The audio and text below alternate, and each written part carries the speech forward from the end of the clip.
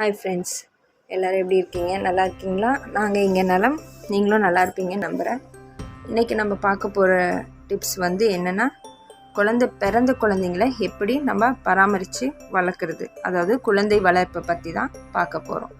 இது வரைக்கும் நம்ம ப்ரெக்னென்ட் ஆகிறது எப்படி, ப்ரெக்னென்ட் ஆகி நார்மல் டெலிவரிலேருந்து இப்போ பிறந்த குழந்தைய எப்படி வளர்க்கணுன்றது தான் டிப்ஸாக சொல்ல போகிறேன். நம்பர் 1, அது ஒரு கலைங்க. ரசித்து நம்ம அதை இனிமையாக, அது ஒரு சுவாரஸ்யமாக நம்ம அனுபவபூர்வமாக உணர்ந்து அந்த குழந்தைய ஒவ்வொரு தருணங்களையும் அந்த பிள்ளையை பாதுகாத்து வளர்க்குறது அழகான ஒரு கலைங்க. அதை கலையாக நினைங்க, கஷ்டமாக நினைக்காதீங்க. அதில் இருக்கிற சந்தோஷம் வேறு எதுலேயுமே இருக்காதுங்க. ஃபஸ்ட்டு அதை தூக்குற முறை தாங்க. தூக்குற முறை, குழந்தை பிறந்து கொஞ்ச நாளைக்கு அதை தூக்குற விதம் பத்திரமா பார்த்து தூக்கணும். ஒரு 2 மாதங்கள் வரை 3 மாதங்கள் வரை அந்த குழந்தை கழுத்து கிரிப் ஆகிற வரைக்கும் கரெக்டாக தூக்கணும். ஏன்னா அது நரம்பெல்லாம் கொஞ்சம் லூஸாக இருக்கும்.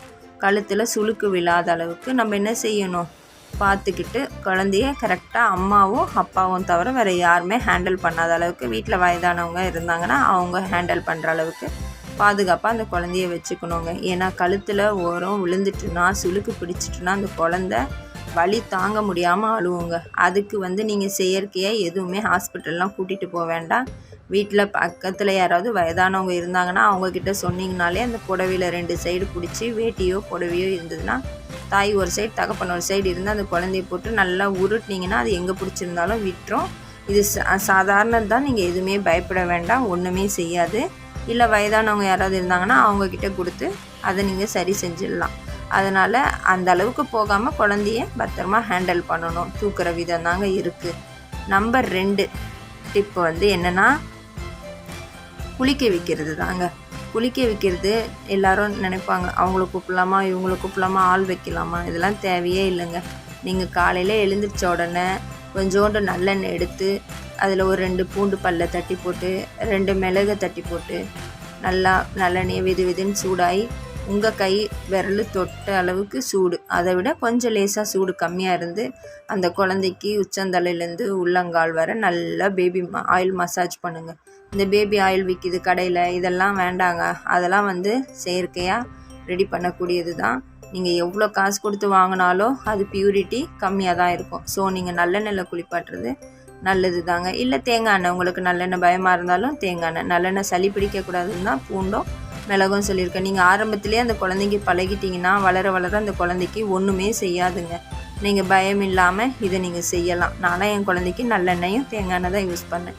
ஸோ நீங்கள் இந்த எண்ணெயில் 2 எண்ணெயில் எது உங்களுக்கு விருப்பமோ அதை எடுத்து நீங்கள் யூஸ் பண்ணிக்கலாம். ஸோ அதை சூடு பண்ணிவிட்டு நல்லா தேய்ச்சிட்டு இளம் வெயிலில் ஒரு 10 நிமிஷம் மடியில் வச்சுக்கிட்டு அந்த குழந்தைய உட்காருங்க.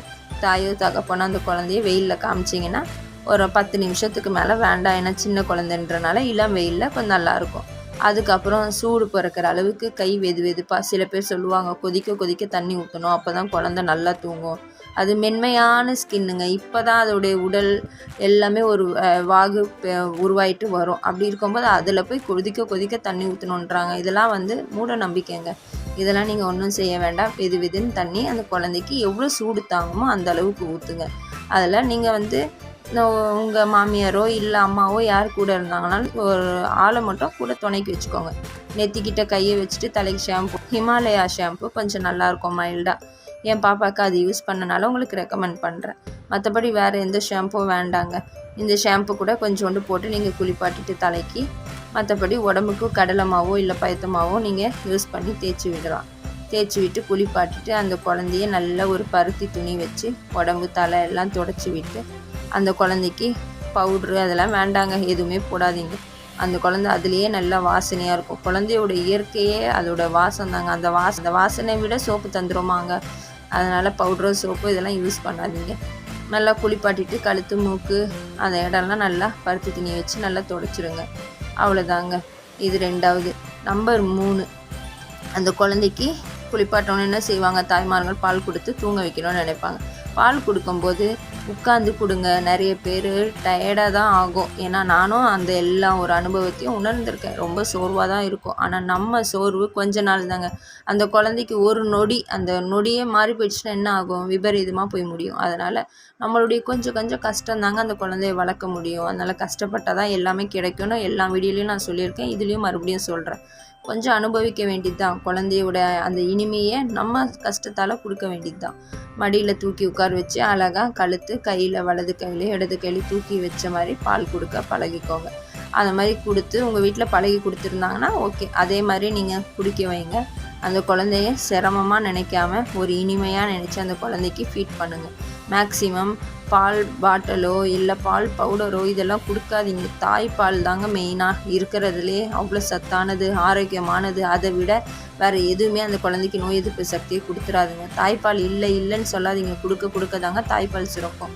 அந்த தாய்ப்பால் கொடுக்கறதுக்கு நல்லா பூண்டு சாப்பிடுங்க. நிறைய ரெமெடி இருக்குங்க. அது வேணும்னா நீங்கள் கேளுங்க, நான் போடுறேன் உங்களுக்கு. பூண்டு இயற்கை கொடுத்ததுங்க. அந்த பூண்டை நல்லா சுட்டோ இல்லை நீங்கள் அப்படியே வேக வச்சு பாலில் போட்டோ எப்படி வேணாலும் குடிக்கலாங்க. நீங்களும் பேக்கெட் பால் அவாய்ட் பண்ணிவிட்டு இயற்கையாக பசுமாட்டு பால் ஏதாவது பக்கத்தில் கிடச்சிதுன்னா அதை வாங்கி அதில் பூண்டு கொதிக்க வச்சு அதை வேக வச்சு அது கூட குடிச்சு பாருங்கள், நல்லாயிருக்கும். கண்டினியூவாக இதெல்லாம் சாப்பிடுங்க. உங்களுக்கு நல்ல ஃபீடிங்கும் இருக்கும், பேபிக்கு நல்ல ஆரோக்கியமாகவும் இருக்கும். அதே மாதிரி பாப்பாவை பத்திரமா ஹேண்டில் பண்ணுறது தான் இருக்குது. டிப் நம்பர் 4 இந்த குழந்தைங்களுக்கு உரமருந்துன்னு கொடுப்பாங்க. குளிக்க வச்ச உடனே கொடுப்பாங்க. அது வந்து உங்கள் வீட்டில் எப்படி கொடுப்பாங்கன்னு தெரியலை. நான் கொடுத்தது என்னென்னா ஜாதிக்காய், மாசிக்காய் இது ரெண்டுத்தையும் ஒரு வெள்ளை துணியில் கட்டி சாப்பாட்டில் வேக வச்சுருவோம். வேக வச்சு அந்த இதை வந்து கொஞ்சம் லைட்டாக உரசி ஒரு கல்லில் அதை எடுத்து தாய்ப்பாலில் கலந்து கொடுப்பாங்க. சளி பிடிக்காமல் இருக்கிறதுக்கு அதில் கொஞ்சம் சிட்டிக்கு மிளகு தூள் கலந்து வேணால் அப்படி போடுவாங்க. நீங்கள் உங்களுக்கு எது வாட்டமோ அதை கொடுக்கலாம். உங்களுடைய குடும்ப வாக்கு எப்படியோ அதன் மாதிரி உரமருந்துன்னு கொடுக்கலாம். அது கொடுத்தீங்கன்னா குழந்தையும் நல்லா வெயிட் வரும், எந்த சளியும் எந்த இதையும் பிடிக்காது. நம்பர் 5 குழந்தை பிறந்த முதல் 2 மாதத்துக்கு ஒரு நாளைக்கு 16 மணி நேரம் தூக்கம் அவசியங்க. குழந்தைக்கு தூக்க நேரம் வந்து அது 2லேருந்து 4 மணி நேரம் தூங்கும். ஒரு டைம் தூங்குச்சுன்னா 2 to 4 hours கண்டிப்பாக தூங்கும் அந்த குழந்தை. அதனால் நீங்கள் பயப்படாதீங்க. அதே மாதிரி பசியில் இருக்கோமோ, நம்ம பிள்ளை தூங்கிட்டே இருக்கோ செக் பண்ண சொல்லுவாங்க டாக்டர்ஸ்லாம். நீங்கள் வந்து குழந்தைய அப்பப்போ வேலை செய்யும்போது அந்த குழந்தைய நீங்கள் ரசிப்பீங்களா, அந்த மாதிரி ரசிங்க. அதை பார்க்குறேன்னு சொல்லிட்டு பயப்படாதீங்க. அதனால் போய் பார்த்து அந்த பிள்ளை ஆரோக்கியமாக தூங்குது, சரி என் பிள்ளை நல்லா இருக்குது அப்படின்னு நினச்சிட்டு ரொம்ப நேரம் தூங்குற மாதிரி இருந்தாலும் அதை எழுப்பி தூக்கி பால் குடிப்பாட்டுங்க. இல்லை குழந்தை அழுவுது ஏதாவது இருக்குமானா யூரியன் போயிருக்கலாம், இல்லை எறும்பு துணியில் இருந்தால் அது கடிச்சிருக்கலாம். இதெல்லாம் நீங்கள் வந்து அப்பப்போ செக் பண்ணிக்கணும். அதனால் மேக்ஸிமம் ஒயிட் துணி யூஸ் பண்ணுறது தான் நல்லது. ஏன்னா குழந்தைக்கு எந்த ஒரு சின்ன பூச்சி இருந்தாலும் நம்மளுக்கு ஒயிட் துணினா உடனே தெரிஞ்சிடும். ஸோ நீங்கள் ஒயிட் கலர் பருத்தி துணியை யூஸ் பண்ணுங்கள். குழந்தைக்கு படுக்க வைக்கிறது, தொட்டிலாக இருந்தாலும் சரி, துடைக்கிறதா இருந்தாலும் சரி, கீழே விளையாட போடுறதா இருந்தாலும் சரி, ஒயிட் கலர் தான் எப்போவுமே பெஸ்ட்டுங்க.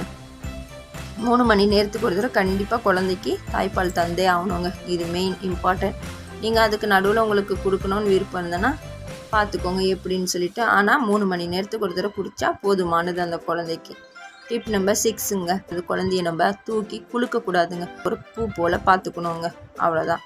பால் கொடுத்து முடித்த உடனே என்ன செஞ்சிடணும், குழந்தைங்கள முதுகில் தூக்கி போட்டு நல்லா அப்படியே நீவி விட்டு தட்டினோன்னா ரொம்ப டப்புன்னு தட்டக்கூடாது. லைட்டாக முதுகில் அப்படியே தட்டினீங்கன்னா அது குழந்தைக்கு ஒரு ஏப்பம் வரும். அந்த ஏப்பம் வந்தோடனே நீங்கள் கீழே நார்மலாக போட்டுடலாம்.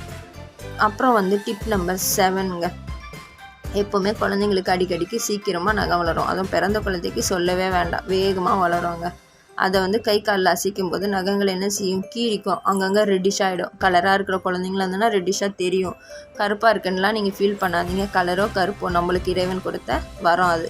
அந்த குழந்தையை நீங்கள் பத்திரமா பாதுகாக்க வேண்டியது நம்ம கடமை. அது கூட இல்லாமல் எத்தனையோ பேர் இருக்காங்க, நம்மளுக்கு இதை கொடுத்துருக்காங்கன்னு சந்தோஷப்படுங்க.